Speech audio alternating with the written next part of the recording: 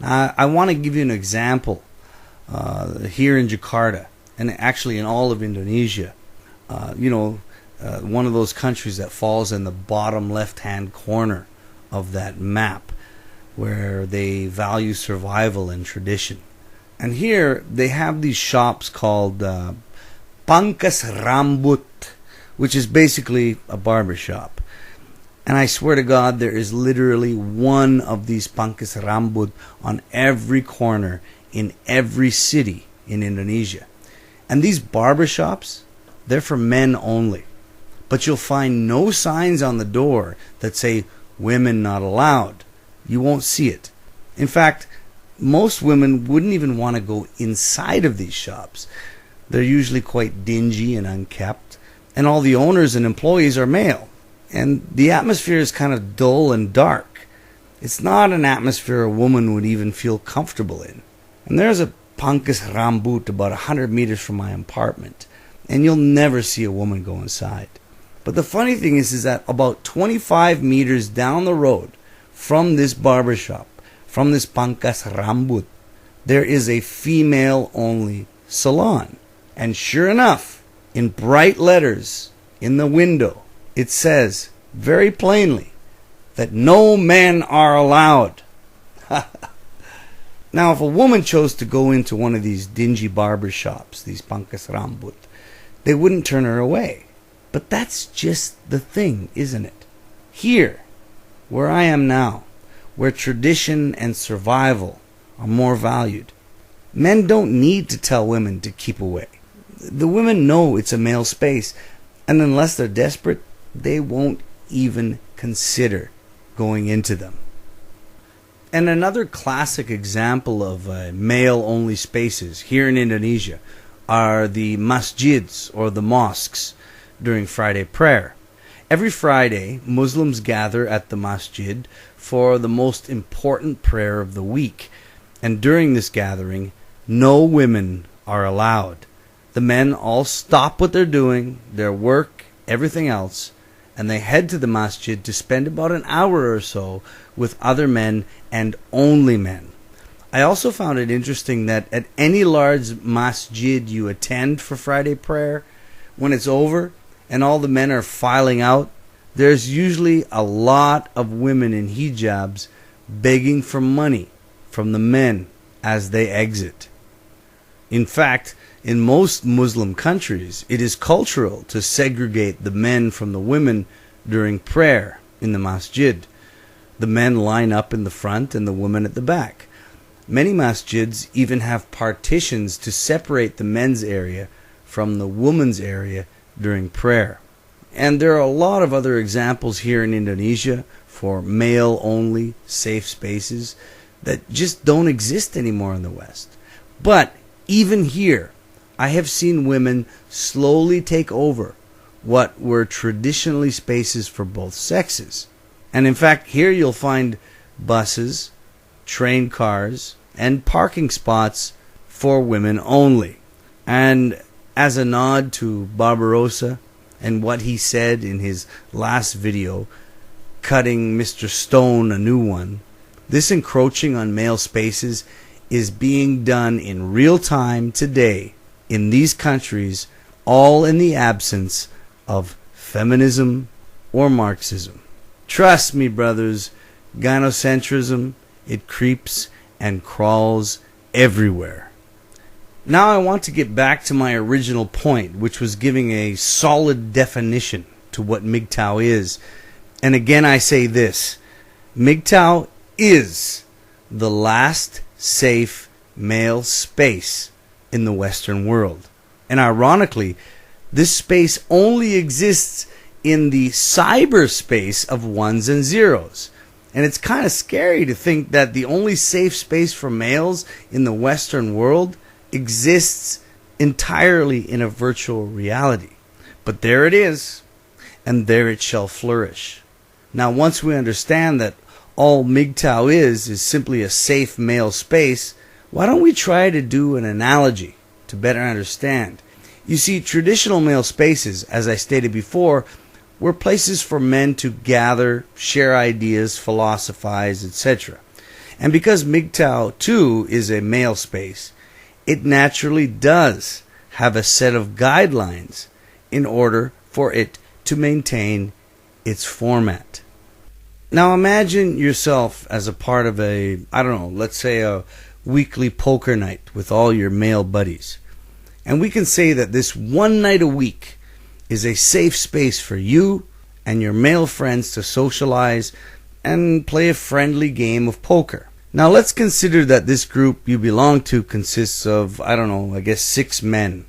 You and your friends, but one of them is contractually married and another is in a long-term common law relationship. But the rest of you, you're all single. Now each week that you gather to play your poker game, you start to notice a consistency that seems to always happen with your married friend and also with the friend who is in this long-term relationship.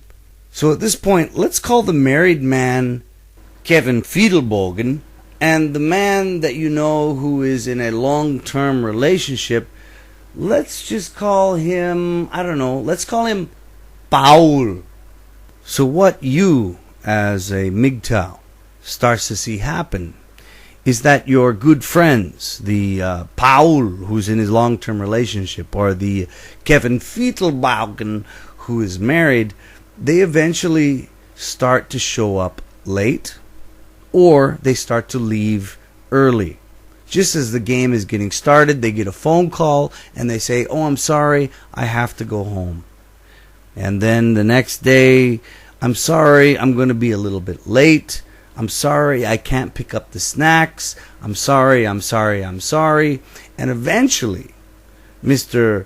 Kevin Fiedelbogen, the one who's married, and Mr. Paul, the one who's in the long-term relationship with a woman, they just stop coming. Eventually, one day, they don't show up to your poker game anymore. And this is reality. And this is MGTOW. MGTOW is a men's space. It is the last male space, the last safe male space in the Western world. There's nothing left. There's nothing left. We had to retreat to ones and zeros to get our space back. But we're getting it back. And I find it fucking hilarious that these men who have committed all of this time and energy from their own lives to women try to come in here and tell us that we're bad people? Try to shame us? Are you fucking serious? Are you fucking serious, Mr. Fiedelbogen? Are you fucking serious, Mr. Paul Elam? You people are out of your minds. Because we control who we are. Now, these good friends of ours who eventually left the game, who eventually left the boys' night out of poker, well, guess what? The rest of us that are still there and playing, we're not calling you names. We're not calling you down. We sympathize. And we say, well, you know, he's got his wife. He's got his girlfriend. He's got to do this shit. You know, it was you who drew first blood. You who drew first blood, Mr. Elam and Mr. Fiedelbogen, Kevin Wayne. You people drew first blood. And I wonder to myself, what has inspired you to be such cunts? It's unbelievable. You cannot join the game. You just can't. You can't do it because you have a woman who is always going to be a part of everything you do and what you say. And nobody in MGTOW is saying that's a bad thing. We're just saying that if you do it, you cannot experience or gain the full benefit of being a MGTOW. In MGTOW, there are concepts of levels. And who is this guy? This Adam guy? What the fuck is his name? This guy too. In MGTOW, you don't have the influence of a woman. So you can make benefits for yourself on every level of being MGTOW. You can choose to date. You can choose not to date. You can choose to be in long-term relationships. You can choose not to be in long-term relationships. But I'll tell you one thing. As soon as you have a woman as an influence in your life, you will never be able to get the full experience and the full benefit of what MGTOW as a philosophy has to offer. There's no levels and grading system. There's no judgment. It is a men's club. It is the last male space available in all the world for a Western man. And we want it, and we're going to keep it. And if you want to associate yourself with women, whether it be a wife or a long-term girlfriend, or maybe a fuck here and again on the side, that's fine. But it will only give you the benefit that you allow it. And the full MGTOW benefit is this: no woman has any influence over your life or how you dictate the things you will do in the future in your life. And that is it. MGTOW is a male space. It is the last safe male space that exists in the Western world. And that's how you define MGTOW. And your friends that eventually don't show up for the poker game, well, you know what they're doing. They're wishing they could be sitting down at the table with you, watching the game and playing the game. But they can't. And that's fine. MGTOW never shamed any of you fucking MRAs. Nobody did. MGTOW bitched. MGTOW complained. MGTOW was what MGTOW is. But not once did MGTOW stand up and draw a line in front of any other man in the manosphere and say, I hate you, or I'm going to defy you. Not once. And you know why? Because we don't have that influence, that female influence. But you do. And you're going to have to live with it. I'm sorry, Mr. Kevin Fetalbalgen, Mr. Paul Elam. I'm sorry, but you're going to have to play the lonely game with your wives and your girlfriends, and you're never going to get the same benefit that we get without that. And we, as MGTOW, we're okay with that. And we're not going to call you names or shame you for it. And we're not going to tell you how to define it. So I think it's time for you people to grow up and fucking get real. MGTOW, it is the last safe place for males in the world, in the Western world. It is the last safe place. Good night, everybody. I hope this was enlightening, and I'll see you all again in the MGTOW zone.